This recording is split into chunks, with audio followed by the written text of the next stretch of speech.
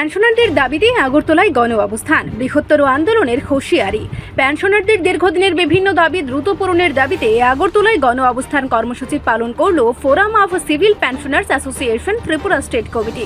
আগরতলার circuit house সংলগ্ন এলাকায় আয়োজিত এই কর্মসূচিতে সংগঠনের সদস্যদের পাশাপাশি অবসরপ্রাপ্ত কর্মচারীরাও অংশ নেন।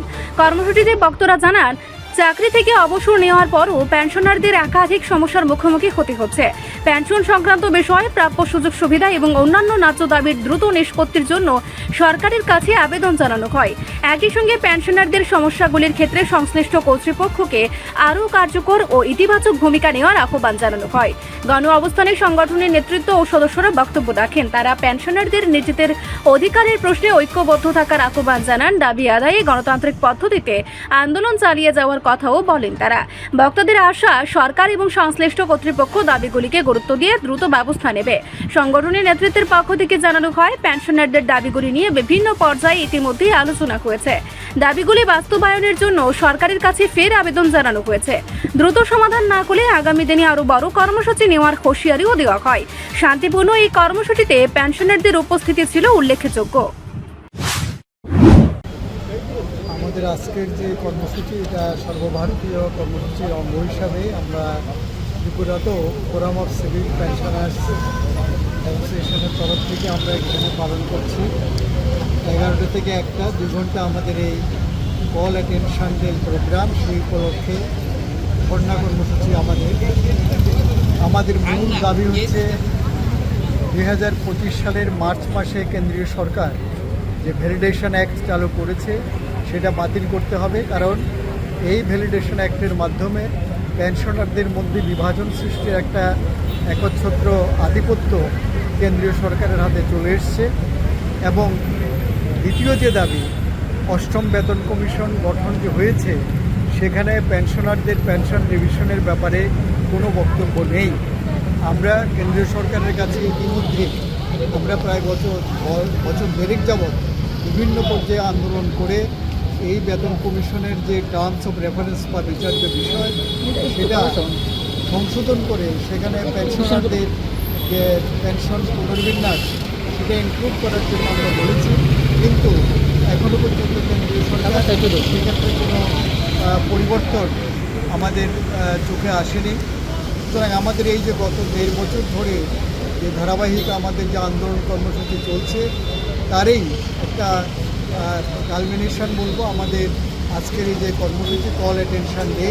এটা সর্বভারতীয় কর্মসূচি, সারা দেশের ডিস্ট্রিক্টে এবং স্টেটে হচ্ছে। আমাদের এখানে আমরা শুধু এটা স্টেটে করছি। আগামী মাসে 17, 18, 19 সেপ্টেম্বরের 17, 18, 19 এই 3 দিন লাগাতার আমাদের এখানে গণ অবস্থান আছে। এবং 25শে নভেম্বর 2026 আমাদের পার্লামেন্ট অভিযান আছে। মূল হচ্ছে আমাদের 11টা দাবি আছে এখানে, যে ভ্যালিডেশন অ্যাক্ট বাতিল করা, মূল যেগুলো বলছি। 2 নম্বর হচ্ছে যে বেতন কমিশনের যে বিচার্য বিষয় তা সংশোধন করে পেনশনারদের যে পেনশন পুনর্বিন্যাস সেটাকে সংযুক্ত করতে হবে। 3 নম্বর হচ্ছে ব্যাংক এবং অন্যান্য যে অধিকৃত সংস্থা যেগুলো আছে, তাদের অনেক দিন ধরে পেনশন রিভিশন বন্ধ আছে, সেগুলো যাতে সরকার এর মধ্যে নিয়ে আসে, বিবেচনার মধ্যে নিয়ে আসে। এগুলো আমাদের এর মধ্যে আছে, আন্দোলনের কর্মসূচির মধ্যে আছে। এবং এগুলো ধারাবাহিক কর্মসূচি।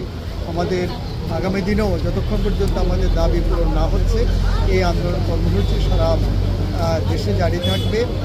আমাদের এই কর্মসূচি এটা শুধু পেনশনারদের নয়, এটার সঙ্গে কর্মচারীদের যে দাবি, কর্মচারীদের বেতন পুনর্বিন্যাস, এটাও সম্পর্কিত। কারণ আজকে যারা কর্মচারী, আগামী দিনে তারাই পেনশনার হবে।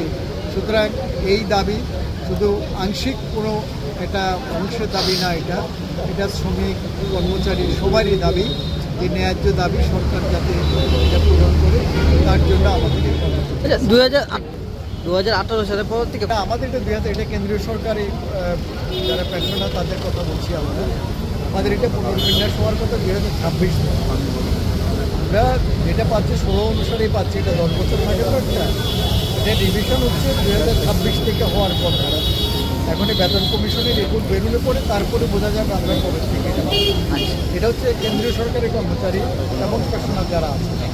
18 ব্যাপারটা এটা সম্ভবত রাজ্য সরকারের পেনশনার যারা আছে, কর্মচারী যারা আছে তাদের সঙ্গে রিপোর্ট সংবাদ প্রতীক্ষা।